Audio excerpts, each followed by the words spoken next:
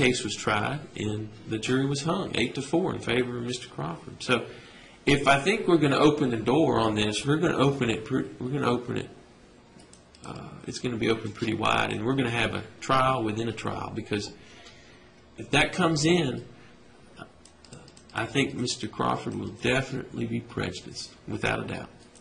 And to think otherwise would be just negating what we all know that jurors will do, and they look at those things and they talk about those things. So I would ask that in this particular instance that the court not allow any of that to come in. Thank you. Your Honor, the only thing I have in response is that it is a car wreck case, but credibility is very much an issue. That's the reason for that it would be probative.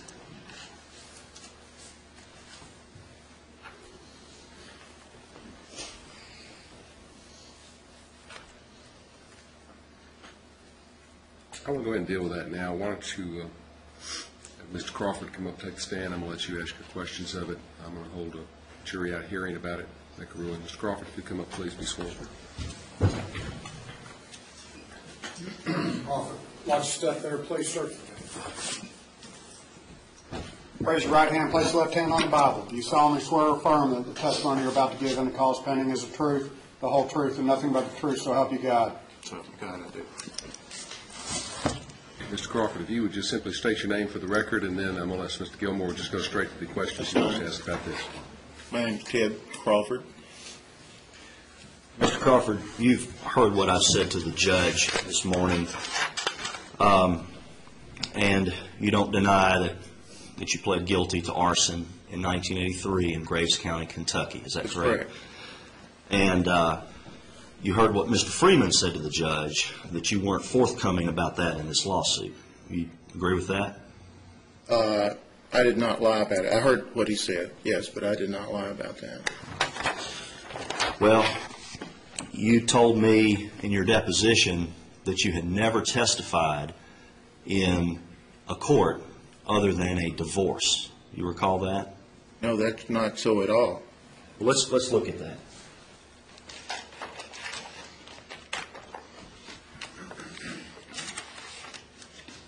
All right, may I approach the witness? You may.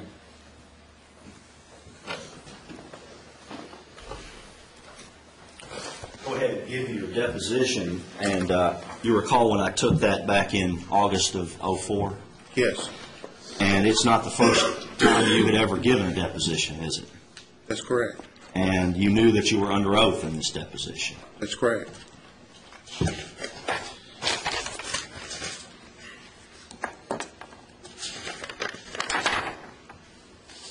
Now look at page 6 for me, if you would. And I'm going to start on line 13. And I'm going to try to put this up. Would it help the court if I put it up here? Sure.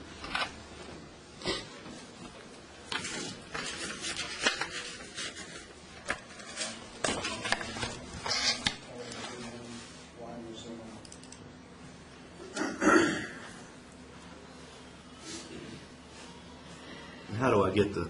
It warms. It takes about 45 seconds to warm. Okay.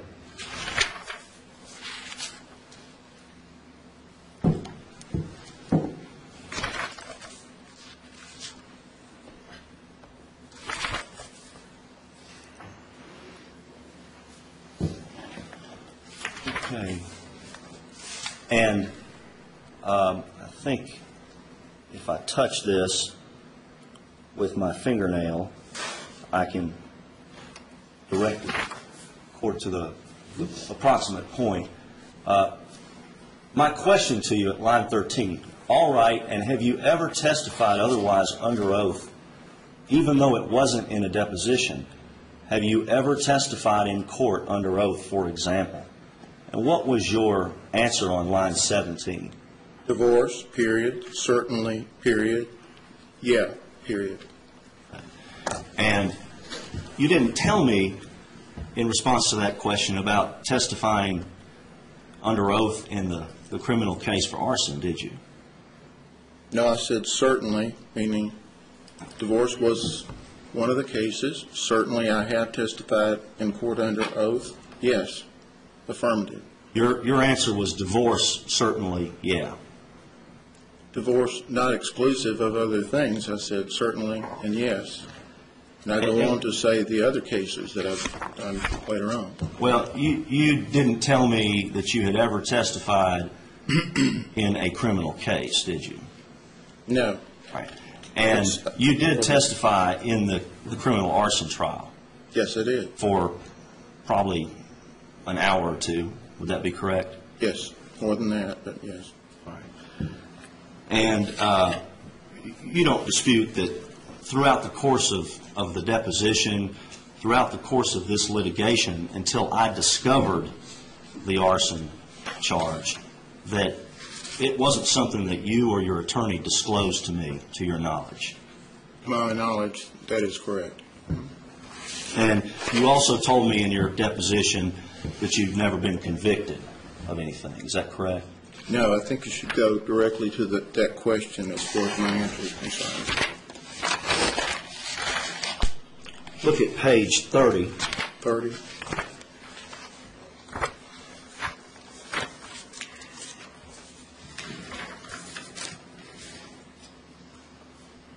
Looking at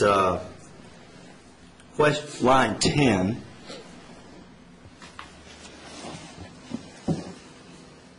See, did you say touch the top right? Bottom right. Okay. Line 10, my question was, have you ever been arrested or convicted for anything else? And your answer was what at line 12? No, I've never been convicted of anything. Okay. And that's not true, is it? You pled guilty to arson in 1983. I did a plea bargain, but I was not convicted of this crime by a jury. And then we went through this business in your deposition, I'm sure you remember, where you had told me about an arrest in 1984, where you slammed a case on somebody's arm, a shoplifter, and so forth. And then you refused to tell me about any other arrests. You recall that? Where is that? Well, that should be right after this. This is on the same page, as a matter of fact, page 30. Okay. It says, on line 14, have you ever been arrested other than, not that that was an arrest, but have you ever been arrested? And your answer was nothing that would relate to this at all. And then I said, well, I don't want just things that relate to this. I want to know if you've ever been arrested. And then you objected to the question. Do you see that? Yes. And then we went on for some time about that you were refusing to answer. Look at it, page 31.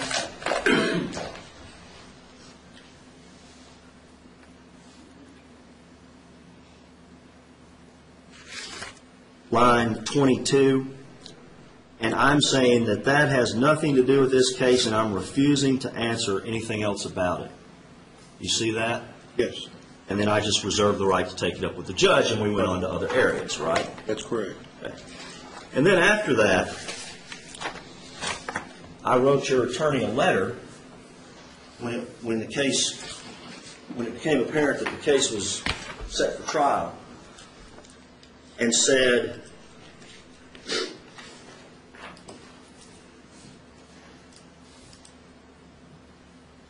that I need to follow up on this, and this letter is dated November 22. I need to follow up on Mr. Crawford's refusal at his deposition to discuss any arrests other than the one in which he slammed a case on the arm of a would-be shoplifter at a store he owned in Bellevue. Let me know if there is some way you believe we can work this issue out short of involving the court. If I have not heard from you within 10 days of the date of this letter, I'll go ahead and file a motion, and then I close the letter. And I assume that you have seen this letter before. Is that correct? You never saw this letter? I've never seen this letter. Okay. Well, in response to this letter, your attorney wrote me an email. And it's the same day November the 22nd, as my letter. And you see up there it says CC Ted Crawford. See that? Yes. And so I assume that you received the email. No, I didn't. Even though it's CC to you, you deny receiving the email? I don't recall ever receiving any email from you, Mr. Gilmore. No, it's not from me. This is from your own attorney, sir. Okay, I was looking at the very top up there. It says from Mark T. Freeman. Okay. And you see how it's CC'd to you? Yes. And you do communicate with your attorney by email, don't you? Sometimes, yes. And it says, I confirmed with my client that the only arrest was the one described by you in your letter of today. Now, he's saying, your attorney is saying, and then in the last line he says, please accept this as my formal response to your letter. And he's saying that he's confirmed with you that the 1984 arrest in Bellevue was the only one. And that was, so it appears to me, sir, that you've lied to your own attorney on this occasion. Is that correct? That is not correct. Well, you heard your attorney get up here just a minute ago and say that you were less than forthcoming in this case. Do you agree with that? I heard it, yes. Do you agree that you've been less than forthcoming about the arson conviction in this case? I agree that I did not tell him about that. And do you agree with this email that he wrote that says, I confirmed with my client that there was no other arrest? The only arrest was the one in 1984 in Bellevue. No, that's not correct. You don't agree that you're confirmed? So is your attorney wrong here, sir? Is that what you're saying? I believe he misinterpreted my answer to that, and I would like to address that if possible. You were arrested in connection with the arson charge. I was, yes. And it is true that you had increased your insurance policy limit back in Mayfield, Kentucky, 30 days or so before the fire started. Is that correct? I honestly cannot affirm that one way or the other. I do not recall. I have looked at the transcripts. There were many things that were incorrect about the transcripts that I've noted to Mr. Freeman, but I don't recall that. Did you see in the transcript where that was part of the state's case against you? Yes.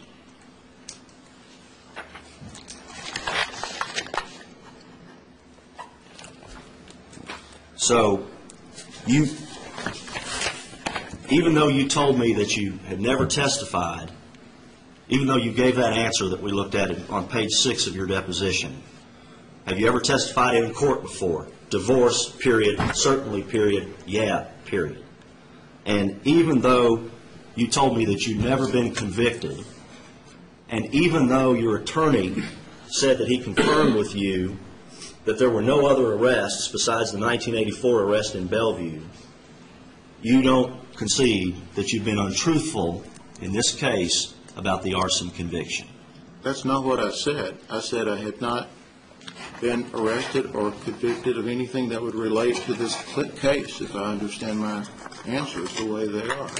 And I go on in the deposition and talk about appearances under oath as an expert witness in construction-related things. I understand.